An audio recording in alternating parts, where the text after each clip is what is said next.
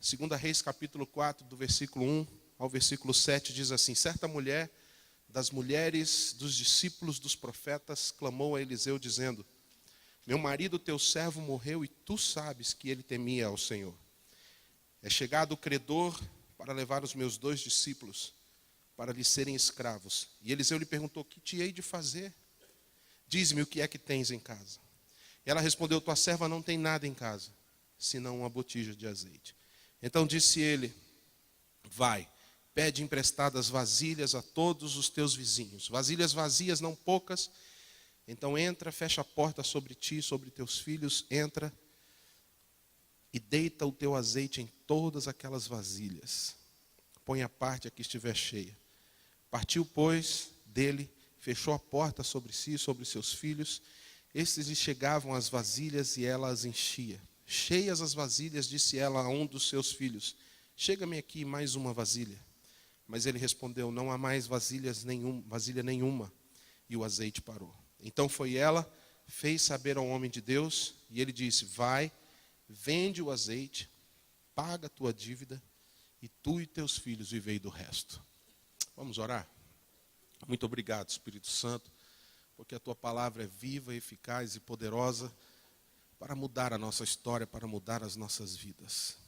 Louvo o teu nome por poder compartilhar desses valores tão preciosos, tão ricos. E oro pelo teu povo e por mim mesmo, para que essa ministração da palavra gere em nós pessoas melhores, mais sábias, mais ungidas, mais cheias de revelação, por causa do agir do teu Espírito. E desde já, glória ao teu nome, pela tua palavra, em nome de Jesus. Amém. O que tens em casa? Esse é o tema da nossa palavra. O que tens em casa? E uma das coisas que me chamou a atenção nesse texto é que esse texto ele tem uma abordagem em 2 etapas. A primeira etapa é quando Eliseu ouve aquela palavra da mulher, contando a sua tragédia, e Eliseu reage em 2 momentos. Ele reage em 2 perspectivas. A primeira perspectiva, uma perspectiva humana. Porque quando ele ouve aquela tragédia, ou aquelas tragédias, né, o marido morreu e os filhos estão sendo levados como escravos, a primeira resposta de Eliseu: o que eu posso fazer por você, mulher? Eliseu sentiu o peso da responsabilidade e humanamente ele deu essa resposta. O interessante é que logo depois ele não deu a resposta, ele fez uma pergunta: o que posso fazer? A segunda pergunta, ele entra no ambiente profético e fala assim: o que você tem em casa? Algo aconteceu entre um momento em que ele foi afetado por algo, como homem, por a situação trágica que ele estava enfrentando, e no segundo momento ele fala: o que você tem em casa? Essa mulher também responde em 2 etapas. A primeira etapa, a primeira resposta dela também reflete um lado humano diante das situações difíceis. Eu não tenho nada. Porque mesmo que ela tivesse a casa cheia de bens, o que ela poderia fazer para resgatar os seus filhos como escravos? A dívida devia ser grande, a ponto de levar 2 filhos como escravos. Era algo permitido naquela época para pagar dívidas. Mas ela também tem um segundo momento de resposta, quando ela diz: não, eu tenho uma botija de azeite. E nós vamos estudar, nós vamos ver os valores. Mas eu trago essa primeira abordagem para que você perceba, em primeiro lugar, o seguinte: diante das situações que nós enfrentamos, que mexem com a gente, que desafiam a gente, que desgastam a gente, que trazem tristeza, nós como homens e mulheres, seres humanos que somos passíveis de ser impactados, de sofrer por um instante, de, naquele momento, a gente ter o choque, ficar balançado. Isso é humano. Nós não temos que nos cobrar neste primeiro momento de como nós recebemos e nem permitir que uma cobrança venha sobre nós, porque nós somos humanos, isso pode acontecer. Passamos tragédias, passamos situações que não esperávamos e o impacto vem e a gente pode dizer: o que eu posso fazer? Mas a Bíblia diz que a tristeza pode durar uma noite, mas e pela manhã vem a alegria. E você vê que aí é um outro pensamento, que é o pensamento de Deus. E isso eu quero trazer para você. Tudo que você enfrenta, tudo que você passa na vida tem muitos pensamentos. Tem muita gente que vai falar muita coisa. Tem muitas influências. A mídia diz uma coisa. Esse mundo diz. O pensamento das pessoas. Muita gente pode influenciar o que você pensa a respeito do que você está passando. Esse é um lado. Mas existe um outro lado. Deus tenha um pensamento adequado para aquilo que você está enfrentando. Jeremias 29 diz: eu sei os pensamentos que eu tenho a vosso respeito. Quem sabe é Deus. O que eu estou vivendo, muitos podem ter muitos palpites sobre o que eu estou vivendo, mas quem sabe os pensamentos que Ele tem, que são definitivos para a minha vida, é Deus. Amém? Agora veja, é com base nessa dicotomia, nesses dois tipos de pensamentos, nesse lado humano de receber as situações, mas também no lado, quando nós recebemos e permitimos que o Senhor conduza as nossas vidas, que eu quero extrair alguns princípios, alguns valores que nós encontramos nesse texto e em toda a Bíblia. Verdades nas quais nós podemos fincar os nossos pés, fundamentar a nossa vida para que possamos ser bem-sucedidos. Eu diria com propriedade que a forma como você permite os teus pensamentos te conduzirem vão determinar como você vai ser nos próximos anos. E eu quero fazer essa primeira abordagem, a abordagem justamente dessa introdução, realinhar os pensamentos. O primeiro ponto de extração de valores desse texto é a capacidade que Deus quer que desenvolvamos de realinhar os pensamentos. Você pode dizer comigo isso? Diga, realinhar os pensamentos. Como eu disse, todos nós somos afetáveis, todos nós somos passíveis de passar, de ter momentos de tristeza, de sentir o impacto, de balançar a cabeça e dizer, por essa eu não esperava. Eu esperava tudo, mas isso não estava na minha agenda, isso não estava na minha contabilidade. Todos nós temos esse momento. Mas nós temos a chance de realinhar o nosso pensamento diante das tragédias que nos acontecem. E nós vemos em toda a Bíblia isso acontecendo. Nós somos humanos, como eu disse, e mesmo o profeta, representando a presença de Deus ali, teve o seu momento humano limitado e disse: o que eu posso fazer por você? É normal ter essa reação de dúvida, medo, insegurança, desespero, mas precisamos aprender a realinhar os pensamentos. Deixa eu te mostrar uma coisa. Isaac realinhou o seu pensamento e isso serviu de prosperidade para a vida dele. Porque quando a terra esteve em fome, o seu primeiro pensamento foi: vou para o Egito. Mas Deus falou com ele e disse: fica na terra. E ficar na terra não era a melhor decisão aos olhos dos homens. Os pensamentos daquela época não era o melhor momento ficar. Talvez caravanas estavam indo para o Egito. Mas Isaac realinhou seu pensamento, ficou na terra, plantou a semente e colheu a 100 por 1. E a Bíblia diz que ele ficou rico. Eu creio que determinados realinhamentos de pensamento destrava a prosperidade na sua vida. Tem certos momentos que você fala assim: não vou por esse caminho. Eu vou por isso aqui porque a palavra de Deus diz, mas é loucura, vai estar todo mundo desistindo, está todo mundo caindo fora, mas eu vou fazer o que a palavra de Deus diz. E isso pode ser uma decisão de realinhamento que pode destravar. E eu profetizo que 2017, nesse semestre, como temos profetizado que vai ser o semestre da virada, que você vai ter realinhamento de pensamentos. Pensamentos estranhos estavam ocupando a sua mente. Deus vai te permitir, pensa diferente. Olha só uma outra pessoa que teve um realinhamento de pensamento. Deixa eu te perguntar, Jesus precisou realinhar pensamento? Você não vale, nem você, vocês já ouviram. Mas tudo bem. Quem acha que Jesus precisou realinhar pensamento? Vou dar uma dica, Jesus era filho de Deus, o próprio Deus. Ele precisou realinhar pensamento? Vocês estão espertos. Sim, claro que sim. No Getsemane, perto de morrer, perto de passar por toda a paixão, qual foi a oração que ele fez? Ele viu que ia ser doloroso, ele viu que não ia ser fácil. O que ele disse? Pai, se possível, passa de mim esse cálice. Mas logo em seguida ele diz: contudo, seja feita a tua vontade. Realinhou um pensamento, reordenou sua forma de pensar. Eu sei, é preciso coragem para realinhar o pensamento. Mas olha o que a Bíblia diz em Filipenses capítulo 4, versículos 6 e 7. Nós vamos ter aqui, né? Filipenses capítulo 4, versículos 6 e 7. E depois o 8. Olha como ele diz. Começando no 6. Não andeis ansiosos de coisa alguma. Em tudo, porém, sejam conhecidas diante de Deus vossas petições.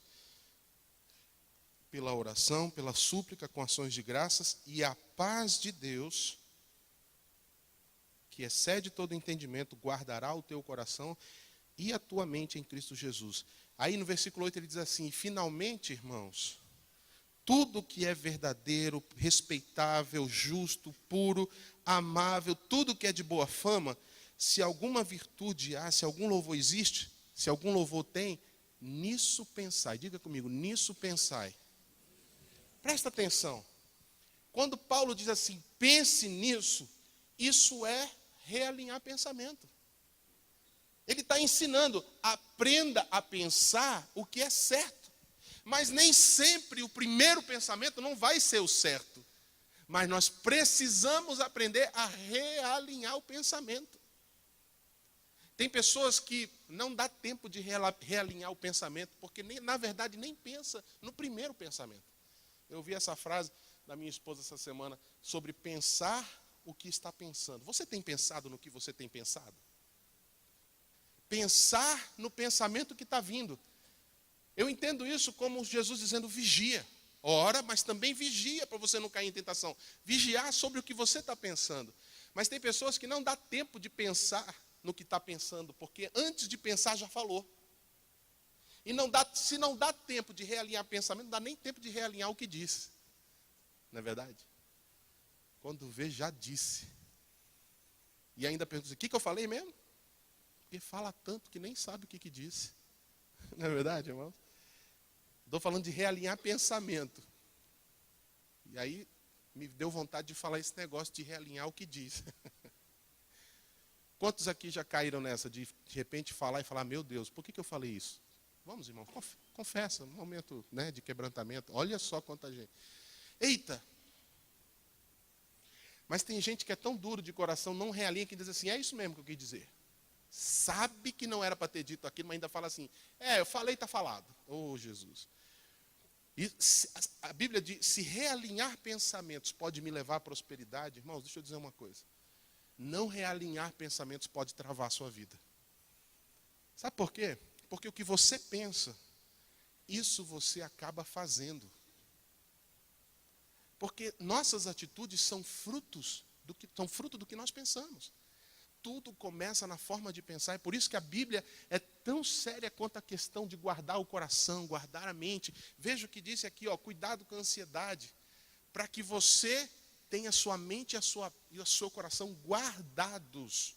Esse realinhamento de pensamento é uma chave que pode levar você a experimentar grandes coisas de Deus na sua vida. Pegue na mão de alguém e diga assim, você precisa aprender isso. Saber refletir, saber repensar, reconsiderar. Deixa eu fazer uma pergunta aqui. Quantos assumidamente sanguíneos nós temos aqui? Pastor, o que é isso? Sanguíneo é aquele sangue nos olhos, aquele, como eu falei agora há pouco, que não pensa, já está falando, quando viu já fez, e explode fácil. Deixa eu ver, quantos sanguíneos nós temos aqui? Ok, joia. Então, deixa eu dizer isso para você. Sanguíneos. Em nome de Jesus, que a graça de Deus te conceda a capacidade de repensar, de reconsiderar. Porque sanguíneos tendem a tomar decisões muito rápidas, sem pensar em nada, sem pensar em ninguém, foi o que eu senti e fiz. E sanguíneos são os que mais precisam reconsiderar, repensar, realinhar seus pensamentos. Porque talvez um sanguíneo no lugar de Isaac, não teria dado tempo de Deus falar fica. Deus teria que dizer volta. Porque ele já foi. Não era para ir, Isaac. Ih, já vim. E agora? E é verdade, irmãos. Tem gente que Deus tem que dizer fica.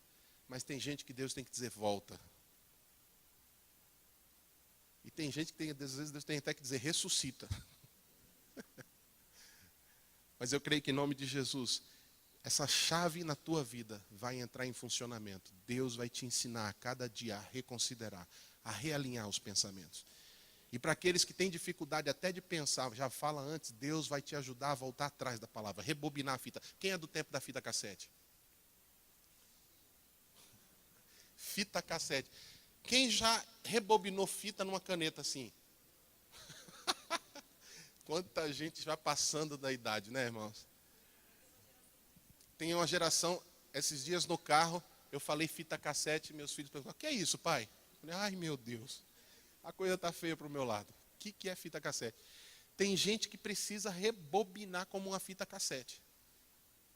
Não põe a caneta, põe a mão na boca e roda até voltar tudo que disse. Mas há um segundo princípio que essa mulher me ensina aqui.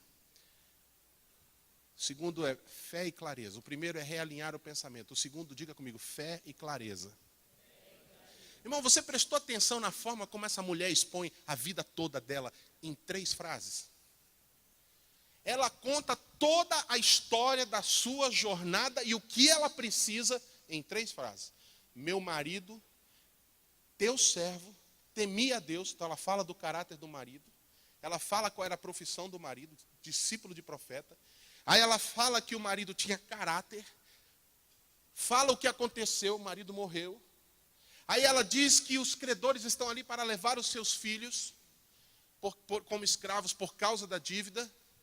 Ela conta toda a sua história para o profeta em poucas palavras. Sabe o que eu entendo disso? E não é a questão de ser poucas palavras, é a clareza. É a forma objetiva, direta com que ela fala. O que isso tem a ver, pastor? Vou te explicar. Você já viu aquelas pessoas que vão contar um caos e não acha o fio da meada? Ela começa a contar, se enrola, esquece os acontecimentos, conta coisa que não precisava contar, começa a chorar, ri no meio da história, chora de novo, reclama, murmura, aí você para a conversa, 2 horas depois fala assim, o que você precisava dizer mesmo? Não sei. Porque são pessoas tão confusas, tão atrapalhadas, tão cheias de dúvidas, de medos, de insegurança. A tragédia afetou a vida dela de uma forma tão intensa que ela não conseguiu realinhar os pensamentos. Sabe por quê? Porque faltou fé. E aqui eu quero trabalhar uma questão. Quando falta fé, o nosso mundo interior fica uma bagunça. Quando falta fé, nós ficamos em desordem no nosso coração. Tudo fica perturbado. Conversa com uma pessoa que está afetada, que está chocada ou abatido por causa de algo que aconteceu e ela não realinhou o pensamento. Você não vai conseguir achar o fio da meada com essa pessoa. Mas não essa mulher. Essa mulher tinha fé e tinha clareza. E sabe por que ela tinha fé? Porque a ansiedade não dominou o coração dela. Eu queria que você repetisse essa frase comigo. Diga, essa mulher tinha fé e clareza porque a ansiedade não lhe dominou. Você está entendendo o que eu estou dizendo? Porque quando a ansiedade domina, eu volto para Filipenses 4, 6, 7, 8. Não andeis ansiosos de nada, por nada. Acha aí para mim, Juninho, por favor, Filipenses 4, 6, 7, 8. Não andeis ansiosos por coisa alguma, mas em tudo pela oração e súplica com ações de graças apresentem seus pedidos a Deus. Pensa, não precisa responder, mas pensa se absolutamente tudo na sua vida tem sido apresentado a Deus com oração. Pensa. Pensa se você conversa com Deus sobre tudo o que acontece. Pensa. Pensa se você tem momentos diários onde você rasga teu coração com Deus. Porque a única forma de tirar a ansiedade do meu coração é assim. E aí ele diz, e a paz de Deus, que excede todo entendimento, guardará teu coração e a tua mente. Diga comigo, a paz guarda a mente de quem aprende a dominar a ansiedade. Irmãos, quem não domina a ansiedade é dominado pela ansiedade. E quem é dominado pela ansiedade, a paz não reina. E essa pessoa é perturbada, atrapalhada, incomodada, e tudo que fala é rolo. É rolo. Você não consegue entender. É sério, irmãos. Tem pessoas que a gente está conversando que a gente tem que dizer assim, querido, para só um minutinho, vamos orar. Pera, deixa eu te ajudar. Como? Nem lembro mais o que eu falei. A paz guarda a mente de quem não permite que a ansiedade lhe domine. Eu acho que foi assim. Ok. Mas olha só o que diz mais. Versículo 8. Então, o que eu tenho que fazer? Todas essas boas qualidades, eu tenho que decidir pensar nisso. Pense no que é bom. Pense no que é positivo. Pense no que vai trazer esperança. Lamentações 3 diz assim, eu quero trazer à memória aquilo que me traz esperança. nos momentos de maior desafio da minha vida, é uma questão de sobrevivência. Não é só para você fazer o que é certo. Sim, é para fazer o que é certo, mas também para você se preservar, porque tem gente que não sabe se preservar, e a vida é uma confusão. E a Bíblia fala que a boca fala do que o coração está cheio. Se o teu coração está cheio de ansiedade, o que você vai falar é coisa complicada, nem você vai se entender. Faz sentido para vocês aí? Você já passou por um momento que nem você estava se entendendo? Um dia a gente estava atendendo uma pessoa em outra cidade, uma senhora. E ela começou a falar, e ela fazia assim: meu sofrimento é muito grande, é muita dor. Ai. Meia hora, só nisso. Aí a gente, sentindo a dor da pessoa, né? Então fala, irmão, o que está acontecendo? Mas dói demais. Agora pode falar. Muito forte. Então fala agora. Sabe o que ela disse? Eu não sei o que eu ia dizer. Uma hora depois. Irmãos, tá bom, eu exagerei um pouquinho, mas teve isso. Mas foi difícil. Não foi, amor? Você estava comigo. Foi difícil chegar numa conclusão com aquela mulher, irmãos. Mas sabe qual era o problema? O problema não era a dor. O problema era a ansiedade da pessoa que dominou o coração dela. E quando a ansiedade domina o coração da pessoa, a pessoa não tem clareza. Essa mulher aqui, de 2 Reis, estava debaixo de 2 grandes tragédias. Uma já tinha acontecido e outra estava para acontecer. Ela já tinha se recuperado da primeira tragédia e teve forças para lutar para que a segunda não acontecesse. Guarde isso.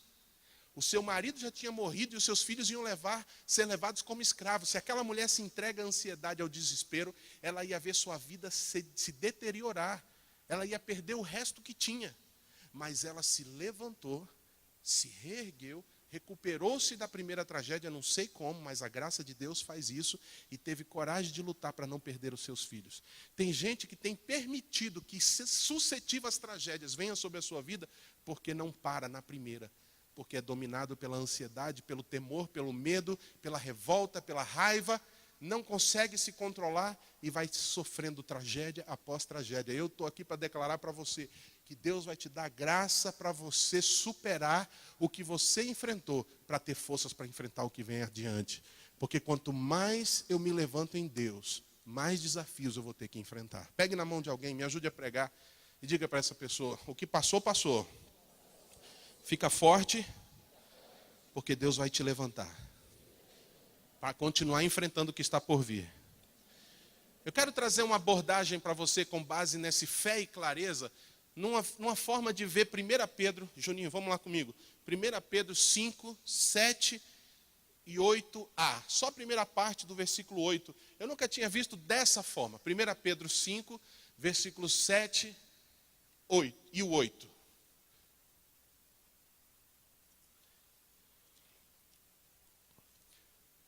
Lancem, como é que diz aí, irmãos? Diga comigo, 1, 2, 3 já.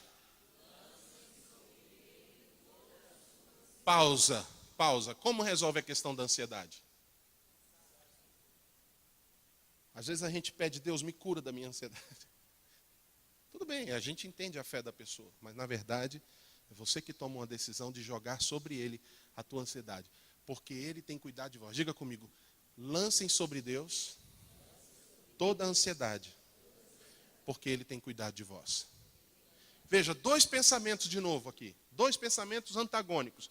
Mas veja, é como se Pedro estivesse dizendo assim: não tem como você crer no cuidado de Deus na tua vida se você for ansioso.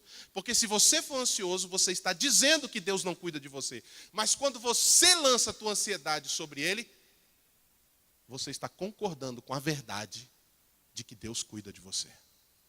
Okay? Você entende o perigo da ansiedade? O perigo da ansiedade é te colocar contra uma verdade de Deus.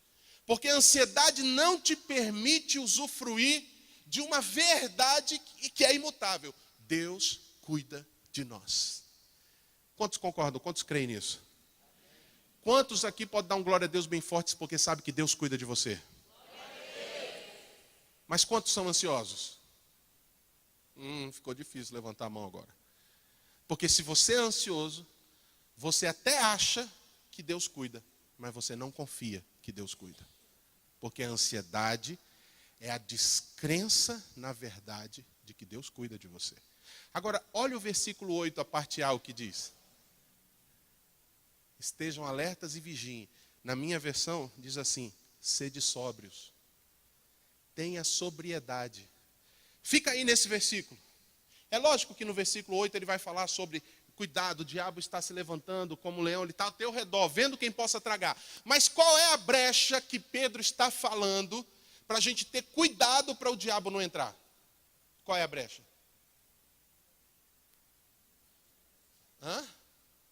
Quem sabe? A ansiedade. Presta atenção no texto. Lance sobre ele toda a ansiedade, porque ele tem cuidado de vós. E cuidado, fique sóbrio, vigie, porque o diabo está tentando ver quem possa tragar. E quem ele consegue tragar? A ansiedade. Primeiro, perturba teu interior. Segundo, ataca a verdade na tua mente de que Deus cuida. E terceiro, abre a brecha para o diabo vir contra você. Faz sentido isso, irmãos?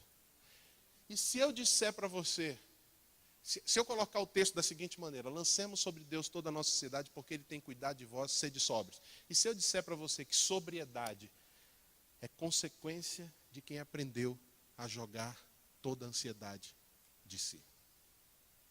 É por isso que essa mulher teve forças para lutar, para seus filhos não serem vendidos como escravos. Senão, ela ia ficar em casa chorando a morte do marido. O credor ia levar os filhos como escravos. E ela ia ficar chorando a morte e depois a venda dos filhos. Ela chorou a morte, mas se levantou para não deixar que a próxima tragédia acontecesse. E eu vou dizer para você como profeta. Se você teve que chorar por algo forte que te aconteceu, eu digo para você, a força de Deus vai vir para você se levantar para não deixar a próxima tragédia acontecer. Você vai ser firme, você vai ser forte e você vai superar. Porque em Cristo nós somos mais que vencedores. Amém? Diga para o seu irmão, seja sóbrio. Nada de loucura. Esse mundo já tem louco demais. E você também já foi. Não foi, irmãos? Quem aqui já foi doidão? Tem muita gente aqui que já foi doidão. Maluquinho de pedra. Que foi, Conceição? Está rindo muito de mim, Conceição. Olha o que diz Provérbios 12, 25. A ansiedade do homem o abate. Diga comigo, a ansiedade do homem o abate. Irmãos, eu preciso falar mais de ansiedade aqui? A ansiedade derruba o homem, a ansiedade destrói o homem, a ansiedade acaba com o homem. É um vício, é um pecado, é uma brecha. Permite que o maligno ataque você. Inclusive, muitos pecados e vícios são decorrentes de ansiedade. Muita gente presa em áreas da sua vida porque são ansiosos. Mas eu declaro nessa noite, já que Deus falou tanto sobre ansiedade, quem quer ser livre da ansiedade? Quem quer lançar sobre o Senhor a sua ansiedade? Fique em pé rapidinho. Seguro estou nos braços daquele que nunca me deixou. Seu amor perfeito sempre esteve repousando em mim. Eu quero cantar de novo essa parte. Eu queria que você fizesse dessa declaração uma oração de libertação na sua vida. Olha, em nome de Jesus, a ansiedade já ganhou de você muito tempo da sua vida. A ansiedade já roubou muito tempo de você. A ansiedade já deu brecha demais. A ansiedade já permitiu que o maligno atacasse você demais. Eu quero, junto com você, entrar em concordância para dizer, chega desse ataque de ansiedade sobre a sua vida. Declare comigo. Seguro estou nos braços daquele que nunca me deixou. Seu amor perfeito sempre esteve repousando em mim. E se eu passar pelo vale,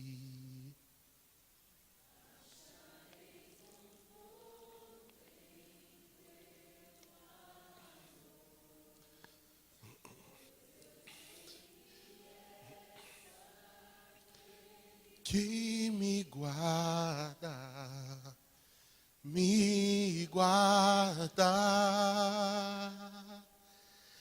em teus braços é o meu descanso,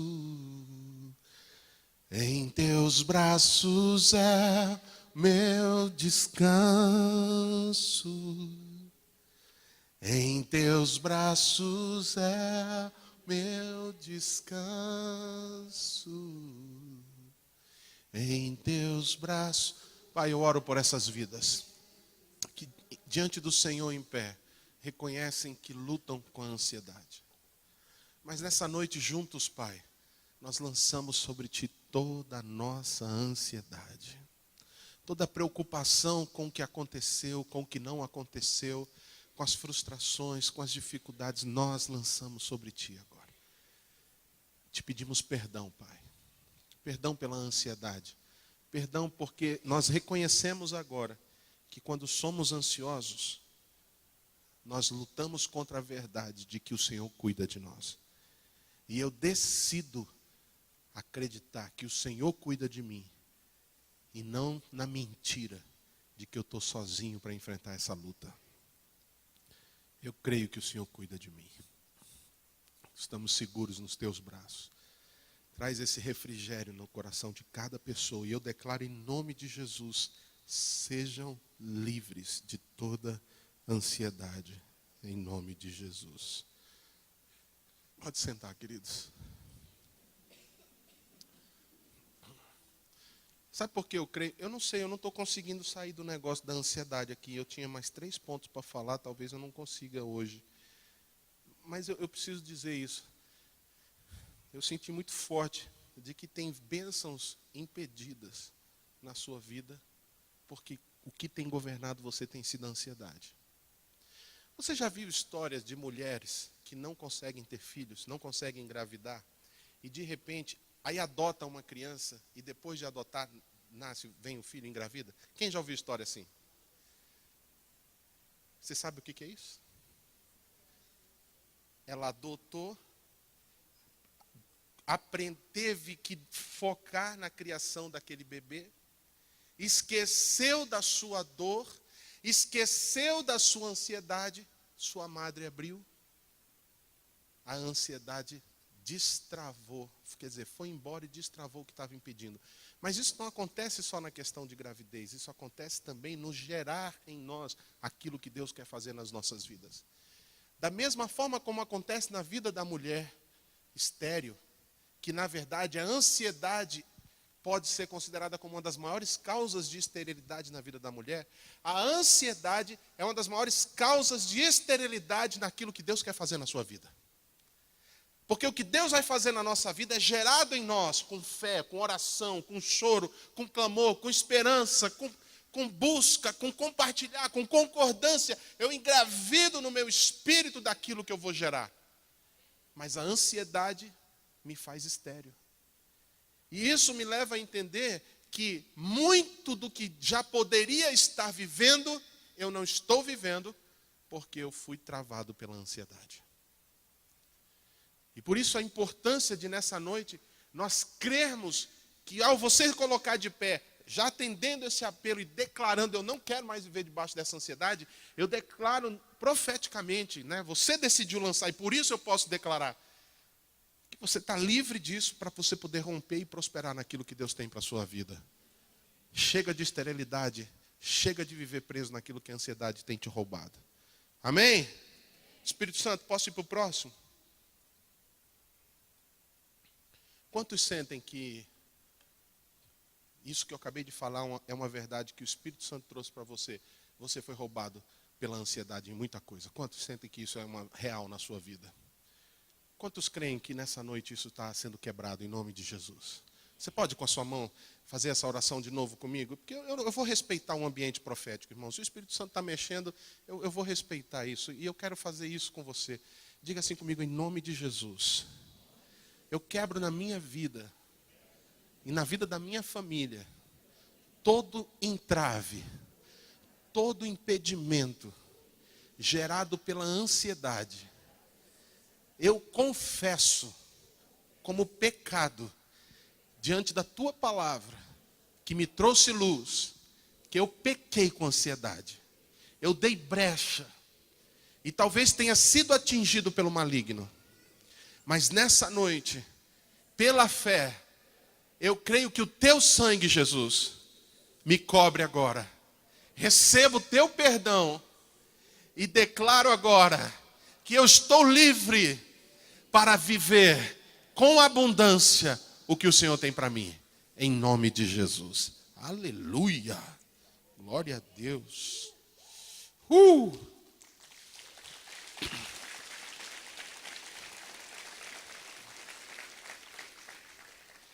Terceiro. Acho que agora eu posso ir para o terceiro. O erro em desprezar o que temos. Isso serve tanto para recursos como para talentos, dons e o chamado que Deus nos deu. Aquela mulher, se por um lado o profeta sentiu a dificuldade de, vendo tamanha tragédia, de absorver aquilo como profeta, ele sentiu primeiro como homem, o que eu posso fazer? Mas logo depois ele realinhou e disse, o que você tem em casa? Aquela mulher também, humanamente, ela olhou para si e disse, eu não tenho nada em casa. Mas ela reconsiderou.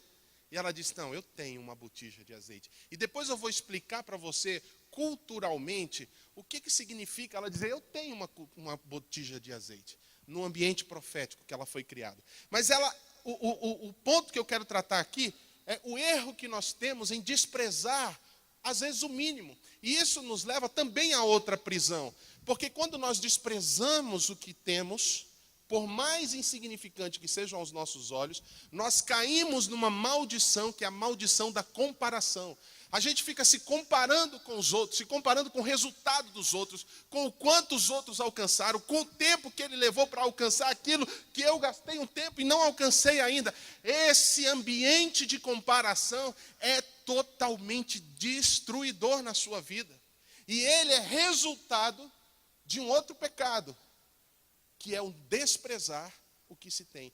Essa palavra desprezo, quando você ignora, quando você não valoriza aquilo que Deus tem te dado. E deixa eu te dizer uma coisa, talvez você fale para mim assim, pastor, mas se você soubesse o que eu passei na minha vida, as lutas, as dificuldades, os desafios, tudo que eu tive que enfrentar, eu vou te responder assim, então você não sabe a riqueza que tem dentro de você. Porque se você enfrentou tudo isso, passou por tudo isso e está de pé aqui hoje, é porque tem um tesouro escondido na sua vida e você nem sabe. Tem uma riqueza aí dentro, tem algo muito poderoso dentro de você. Mas pastor, eu não tenho nada. O teu chamado é mais poderoso do que a tua própria vida. Teu chamado é maior. Se é maior do que a tua vida, é maior do que tudo que você tem ou não tem.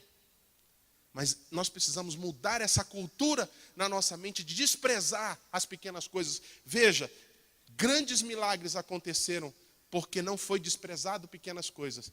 E grandes maldições transcorreram porque houve desprezo. Por exemplo, Esaú, Gênesis 25, não vou nem abrir. Em Gênesis 25 conta que Esaú desprezou o direito de primogenitura. Sabe por que ele desprezou? Porque na hora ele estava com fome. E quando ele pensou, fome, eu sou o primogênito. Ele falou, para que serve ser primogênito se eu estou com fome? Eu quero comer. Né, bebê? Eu quero comer, não quero ser primogênito. Esse desprezo à primogenitura foi uma besteira que ele fez na vida, porque lá no Novo Testamento, em Hebreus, capítulo 12, o escritor de Hebreus diz assim, e não sejamos como foi Esaú, que desprezou o seu direito de primogenitura e depois não achou lugar de arrependimento, ainda que com lágrimas tenha buscado ao Senhor. Perdeu. O desprezo me faz perder o pouco que eu achava que eu tinha, que na verdade não era pouco, eu que achava que era pouco. Mas em outras, por exemplo, outra pessoa na Bíblia que desprezou foi Mical, a mulher de Davi, a primeira esposa de Davi. Quando Davi está trazendo a Arca da Aliança para Jerusalém, ele começa a dançar numa inocência, numa força, num vigor. E ela ficou com raiva, porque ela sentiu ciúmes. Porque apareceram coisas de Davi. E a Bíblia diz que quando Davi chegou em casa para trazer a bênção para ela, a Bíblia diz que ela desprezou Davi pela sua festa ao Senhor. E o último versículo diz, e Mical não pôde ter filhos por toda a sua vida. Desprezo. Quando você despreza valores. E se eu te disser que tem coisas que você tem, que você reclama, e foi Deus que te deu. E se eu te disser que tem valores na sua vida, tem dons, talentos que você não usa mais, isso é uma forma de desprezo. E se eu te disser que tem presentes que um dia você pediu a Deus, passou o tempo e aquele já não é mais do jeito que você queria, e por causa disso você fica murmurando porque você quer um mais novo.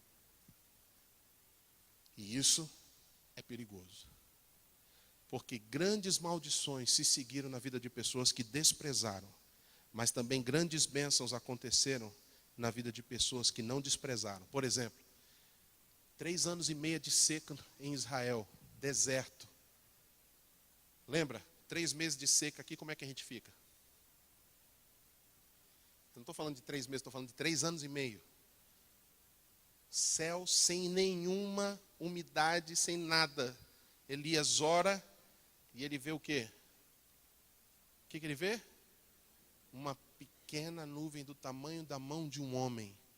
O que é uma nuvem do tamanho da mão de um homem num céu seco por 3 anos e meio? Para mim e para muitos homens podem não ser nada, mas para aquele que tem fé é o suficiente. E Elias sai correndo dizendo, vai cair uma tempestade. Como você ficaria se você estivesse naquele dia, ouve Elias falando isso, você olha para o céu e só vê uma nuvem desse tamanho. E vê Elias correndo para fugir da chuva. Hã? Né? Endoidou de vez. O sol fritou o cérebro de Elias. Acontece que nós não podemos desprezar pequenos sinais de Deus. Guarde isso. Grandes milagres de Deus se cumprem na sua vida quando você não despreza os pequenos sinais. Vou repetir. Grandes milagres de Deus vêm na sua vida quando você não despreza os pequenos sinais. E se Jesus tivesse desprezado os 5 pães e os 2 peixinhos para alimentar 10, 15 mil pessoas? Ele não desprezou 5 pães. Um dos discípulos falou, nós temos 5 pães e 2 peixinhos, mas o que é isso para toda essa multidão? Sabe o que Jesus fez?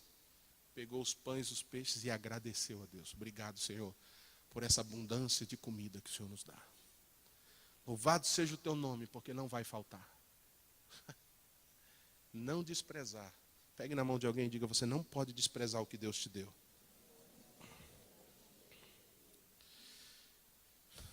Último, vou tentar ser o que seja o último. Tinha mais um, mas eu vou tentar fazer esse aqui. O Senhor nunca desampara quem serve. Diga comigo, o Senhor nunca desampara os que o servem. Hebreus 6, 10. Coloca aí para mim, Juninho, por favor. Hebreus capítulo 6, versículo 10. Olha o que diz aí.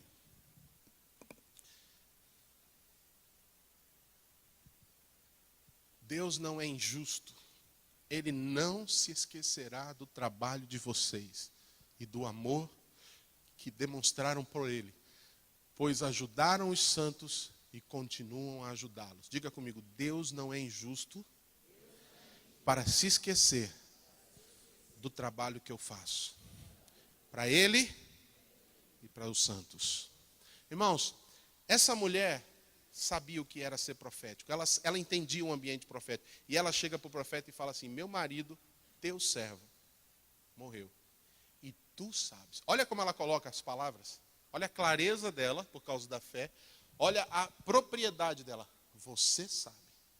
Quando ela joga isso para o profeta sente o peso. A primeira resposta é, o que eu posso fazer? Porque ela foi muito contundente, ela foi muito firme. Meu marido era servo. E quando ela estava dizendo isso, ela estava reivindicando uma verdade: quem serve a Deus não fica desamparado. Lembram quando eu citei para vocês Malaquias 3,18, que diz assim, em outra pregação, e ela vem de novo esse texto nesse momento agora. O profeta diz assim: e sabereis a diferença entre o justo e o ímpio, e também a diferença entre o que serve e o que não serve. Veja a diferença. Ele fala assim: entre o ímpio e o justo há uma diferença. Qual é a diferença entre o ímpio e o justo? A salvação. Aquele que crê em Jesus vai ser salvo. Mas existe uma outra diferenciação que o profeta faz, que é de quem serve e quem não serve. Ou seja, o profeta está insinuando que no reino de Deus tem salvos que não servem. Tem gente que não se dispõe a servir. E por que não se dispõe a servir? Porque dá trabalho, irmãos. Dá ou não dá? Porque as pessoas são complicadas. São ou não são? Porque é difícil. Porque requer tempo, porque requer dedicação, porque requer paciência, porque requer de nós abrir mão de nós mesmos, porque requer de nós um investimento, semeadura, porque requer de mim não apenas trabalhar para mim, mas trabalhar para o bem-estar do outro. Isso é servir a Deus. Tem muita gente que não quer trabalhar, tem pessoas que quando são confrontadas dizem assim: por que você não vai trabalhar na obra? Por que você não se dispõe a ser líder? Eu não, dá muito trabalho. E quem perde é quem não quer, porque está escrito que vai ver a diferença de quem serve e quem não serve. É a Bíblia que diz, não sou eu. Olha o que diz Êxodo capítulo 23, versículo 25. Eu achei esse texto um negócio assustador e fantástico. Olha o que diz Êxodo capítulo 23, versículo 25.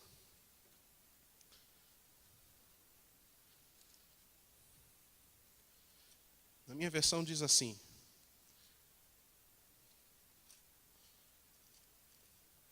servireis ao Senhor vosso Deus, e Ele abençoará o vosso pão, a vossa água, e tirará do vosso meio as vossas enfermidades. Dá uma olhada nisso, irmãos. Servireis ao Senhor vosso Deus, e Ele abençoará o teu pão, a tua água, e do meio de vocês vai tirar a enfermidade. Eu sou testemunha disso. Eu sou testemunha disso. Eu já fui dormir com dores. E acordei e nunca mais tive a mesma dor. Por pedir a Deus: Deus, tira essa dor de mim. Eu acordei sem a dor. E fiquei alguns dias falando: mas gente, cadê a dor? Eu fui curado. Porque a Bíblia é fiel, a palavra de Deus é fiel. Servireis ao Senhor, Ele vai abençoar o teu pão, vai abençoar a tua água e vai tirar a enfermidade do meio de ti. Quem pode dar um glória a Deus por isso? A Bíblia diz em Marcos 10, 44, 45, aquele que quiser ser o maior, que sirva a todos. E aí Jesus diz: eu mesmo não vim para ser servido, eu vim para servir. Quer maior exemplo que isso, irmãos? Nós nascemos para servir. E se você não servir, o propósito de Deus para a sua vida não vai se cumprir. Porque você foi criado com um propósito, para servir. Tem algo na sua vida que só você pode fazer para o reino de Deus. E quando você não faz, pessoas não são abençoadas. E se eu disser para você que tem coisas nessa cidade que ainda não romperam, porque tem coisas que você ainda não está fazendo? Eis-me aqui, Senhor. Em último lugar, eu vou dar só uma pincelada, acionando o profético. Quando aquela mulher disse para o profeta assim: eu não tenho nada. Aí ela disse assim: se não uma botija. Ela sabia porque ela tinha um marido que foi profeta. Ela teve um marido que viveu a vida inteira com ele. E ele ensinou para ela. Quando um profeta está diante de você, você não pode deixar de honrar aquele profeta. Porque um profeta que está ali falando em nome do Senhor, quando você investe na vida dele, você está acionando a chave do profético. Deixa eu fundamentar isso. Elias recebe uma palavra de Deus: sai daí, Elias, e vai para aquela cidade, porque eu separei uma viúva pobre para te sustentar. Elias chega, a mulher está tirando água do poço. Elias fala: me dá um pouco d'água. Ela dá. Aí Elias fala, o que você tem em casa? Pergunta difícil que o profeta faz. O que você tem em casa? Quando o profeta pergunta isso, quem conhece o profético sabe. A hora que eu falar, ele vai pedir. Por que ele vai pedir? Porque a palavra de Deus está na boca daquele homem. E quando eu honro, eu sou abençoado. Quando aquela mulher disse, eu tenho uma botija de azeite, ela sabia que ele ia pedir aquela botija. Porque Elias disse para aquela mulher viúva lá, o que você tem em casa? Ela falou, eu tenho um pouquinho de farinha e um azeite, vou fazer um pão e vou comer e vou morrer. Elias, tudo bem, faz o pão, mas traz para quem? Traz para quem? Para mim. Eu já falei isso aqui uma vez. E se fosse nos dias de hoje? E se o pastor chega na casa de uma viúva pobre, que não tem mais nada, só tem um pedaço de... só tem um pouquinho de farofa. E você está se aproveitando do momento. E o pastor fala assim, pega o restinho da farofa que você tem para você e para o seu filho e dá para mim. O que ia sair no jornal da cidade? Peterson, o que você ia colocar no jornal da cidade? Hã? É ou não é, irmãos? Mas quando Elias falou aquilo e a mulher trouxe, ela acionou o profético. E quando ela acionou o profético, não acabou mais o azeite, não acabou mais a farinha. Da mesma forma aconteceu.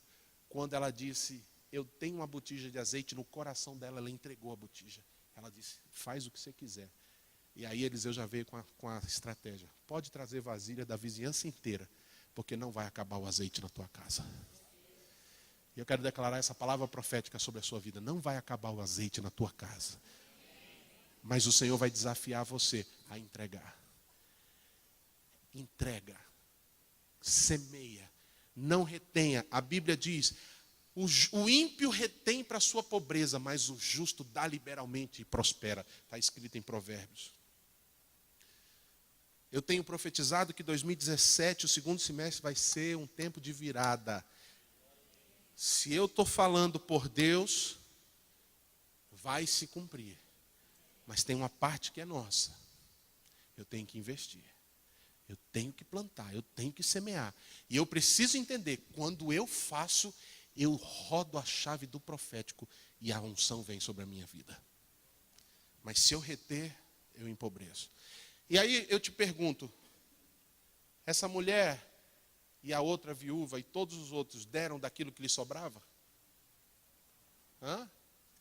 Deram do que sobrava?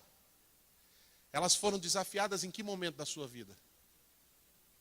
Sabe o que acontece? Uma cultura mundana domina a nossa mente, onde na hora que a gente fica com esse pensamento assim, a hora que eu tiver, eu vou fazer. E sabe quando você tem? Passa anos e você não consegue fazer. Porque a cultura bíblica é diferente. Faça, principalmente na hora do maior aperto que você está vivendo. Entenda o que eu estou dizendo. Não estou extorquindo, não estou forçando, eu estou falando de um ensinamento bíblico. Porque eu quero ver esse povo próspero. E prosperidade na Bíblia tem a ver com que você se entregue. Eu não estou falando só de dinheiro, estou falando da sua vida. Se entregar o coração, se desafiar, Senhor, eu quero te servir, o que eu posso fazer para te servir, seja com a sua vida, seja com seus bens. Quem está entendendo o que eu estou dizendo? Quem está achando que eu estou extorquindo o povo? Eu não fico mais preocupado com o que você vai pensar, porque eu vou falar aquilo que eu sei que é verdade. E tem muita gente sendo abençoada porque tem vivido dessa forma. E eu quero que você seja abençoado também. Amém, queridos? Feche os seus olhos, vamos orar. Nós vamos participar da mesa do Senhor hoje. Eu não vou fazer um apelo. Eu apenas quero desafiar você a colocar sua vida diante do altar de Deus. A se derramar diante dele. A falar para ele. Talvez um desses pontos tenha mexido com você. E se mexeu com você, eu quero desafiar você a se humilhar diante de Deus. Enquanto os nossos irmãos pegam a mesa, eu quero pedir também a cesta, o cestinho de ofertas.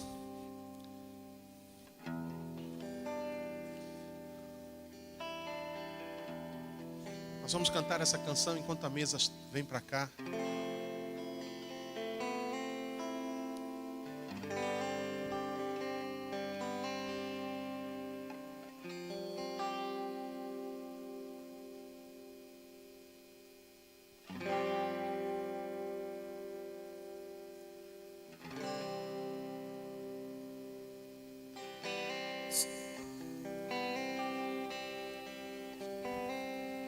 Seguro estou nos braços daquele que nunca me deixou.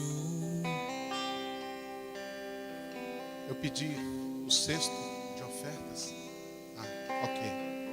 Seu Obrigado. amor perfeito sempre esteve repousado em mim.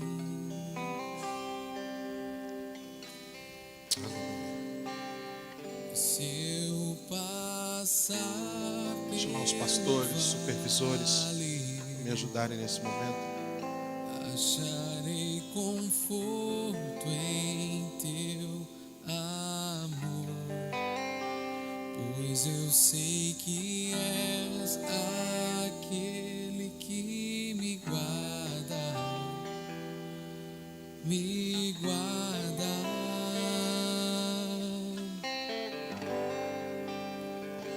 Em teus braços é o meu descanso. Em teus braços é o meu descanso. Em teus braços é o meu descanso. Em teus braços é o meu descanso.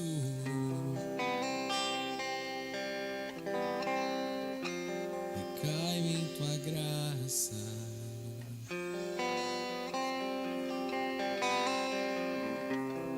Caio de novo em tuas mãos. Caio em tua graça.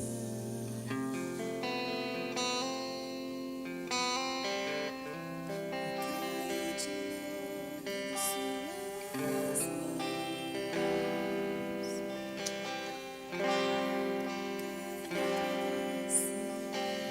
Caio, Senhor. Caio de novo em tuas mãos.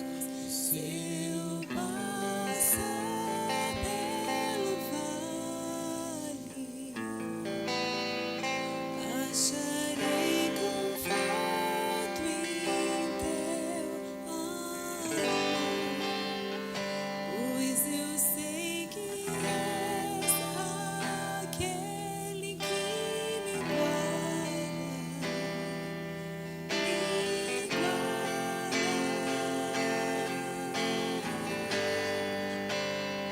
Em teus braços é o meu descanso. Em teus braços é o meu descanso. Em teus braços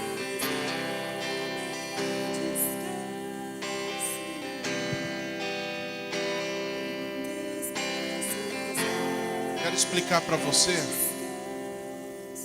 a mesma coisa que eu fiz domingo, hoje de manhã, lá em Rio Preto, eu estou fazendo aqui. De manhã eu nem dei explicações. Eu vou falar para você. Você já deu o seu dízimo, você já deu a sua oferta. Esse cesto é para qualquer pessoa que se sinta desafiada.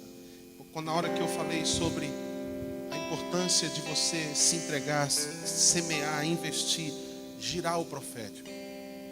Se isso tocou seu coração e você se sente à vontade com isso, não faça pensando em qualquer outra coisa a não ser Deus.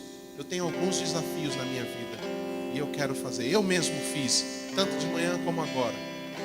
Eu dei meu dízimo, dei minha oferta, mas nesse momento eu me senti desafiado, porque eu sei que Deus vai virar 2017 na vida de muita gente. E mediante a palavra que foi pregada, diante os exemplos que vimos, eu não posso ser covarde de não dar essa oportunidade. Então, fique à vontade, quem quiser. Não tenho pressão, não tenho obrigação, não tem nada. Como eu disse, você já deu o seu dízimo, a sua oferta. Então, esse é só um ato profético, se você crê, para que o Senhor destrave naquilo que você propor no seu coração. Aleluia.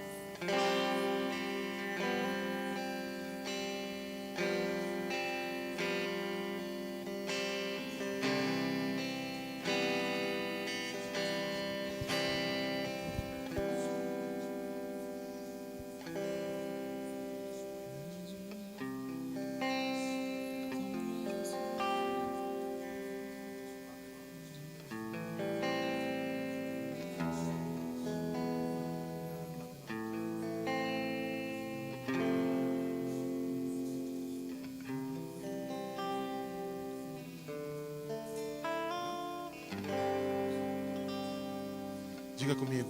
Deus cuida de mim, à sombra das suas asas. Deus cuida de mim. Eu amo a sua casa e não ando sozinho. Não estou sozinho, pois sei, Deus cuida de mim.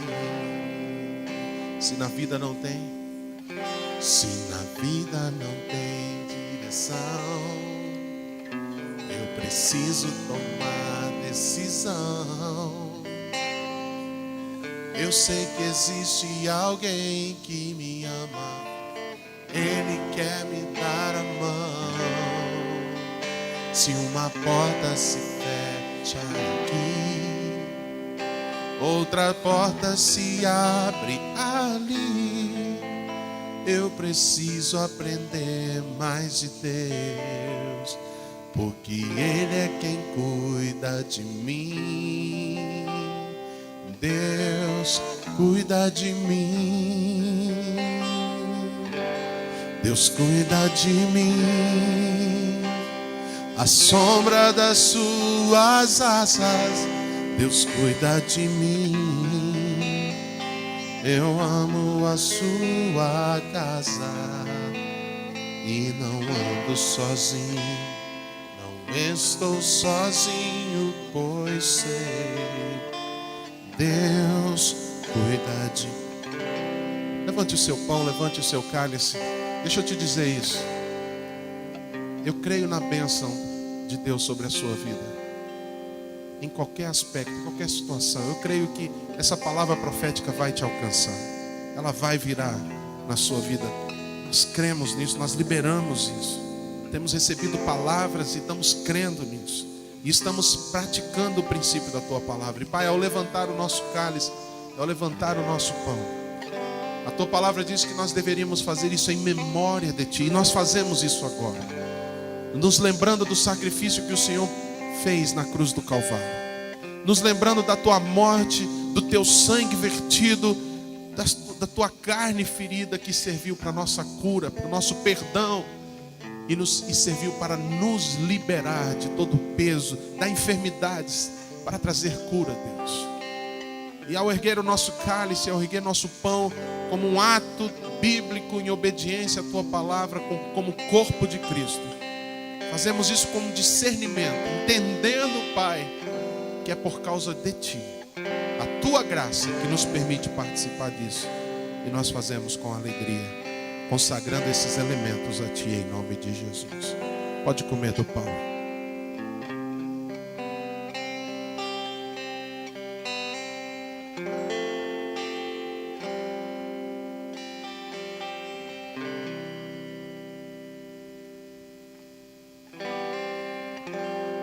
Pode beber do cálice.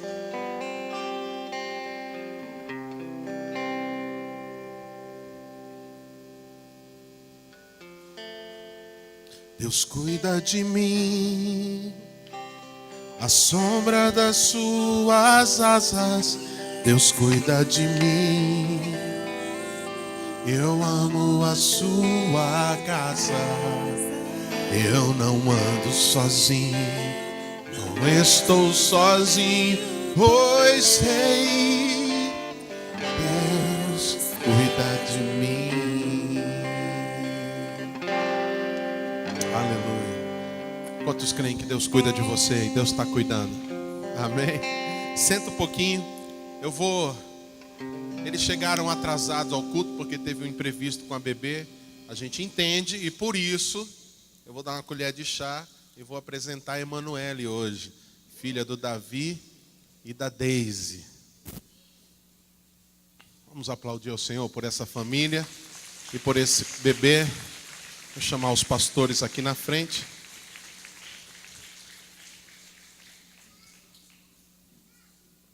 Os avós que estão acompanhando podem também vir para este momento. Vou pegar.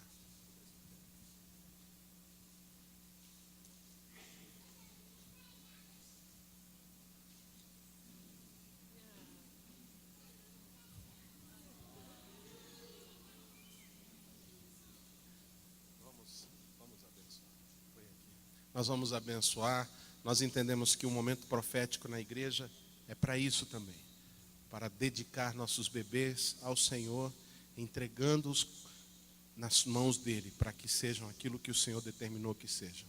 Minha esposa vai abençoar, os pastores vão abençoar e depois eu vou abençoar, dando a bênção final. Deus, nós declaramos em nome de Jesus a bênção sobre Emanuele. Que ela seja o sentido do seu nome, ó Deus, um Deus conosco, um Deus presente. Que essa família, Senhor, sinta a presença do Senhor através da vida dela, que flua a graça do Senhor, ó Deus, os propósitos do Senhor se cumpram e o maligno, Senhor, não a toque, porque ela é consagrada ao Senhor, em nome de Jesus. Pai, nós declaramos sobre a vida da Emanuele, Pai, teu poder, a tua graça, que ela cresça, Senhor, no conhecimento do Senhor, através daquilo que os pais vão educar e ensinar, que ela seja adoradora do Senhor, apaixonada por Ti, que jamais ela venha se desviar dos Teus caminhos, mas ela seja Tua princesa, em nome de Jesus, amém. Nós declaramos sobre ela que ela será uma guerreira na casa do Senhor, uma levita, onde vai trazer muitas vidas, e que a luz de Cristo possa resplandecer através da vida dela, aonde ela estiver, no nome de Jesus. Amém. Pai, que o Senhor a guarde e a livre de todo mal, que ela cresça não apenas em estatura, mas em graça diante do Senhor, e que desde pequena ela aprenda o temor do Senhor e seja ensinada pelos seus pais a trilhar o caminho do Senhor, para que quando ela for crescendo, jamais se desvie dele, em nome de Jesus. Amém. E nós abençoamos a família para que sejam capazes, pela graça do Senhor, de criar uma atmosfera na sua casa saudável, espiritual, abençoadora, para que a Emanuele seja protegida por esse ambiente, no qual nós declaramos, como cada pastor, que eu entro em concordância no que anunciaram e ainda acrescento que a Emanuele vai ser uma resgatadora de vidas. Ela vai ser usada pelo Senhor para usar palavras de restauração, de esperança na vida de pessoas, porque desde cedo essa menina vai ser cheia do Espírito Santo, em nome de Jesus. Amém, aleluia.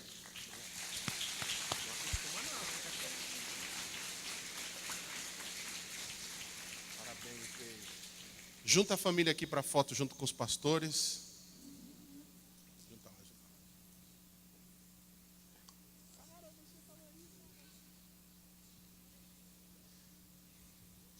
Vai, Jefferson.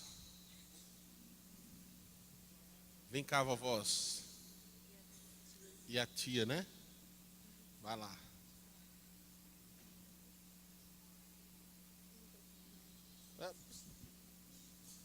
Tira a outra sem o microfone.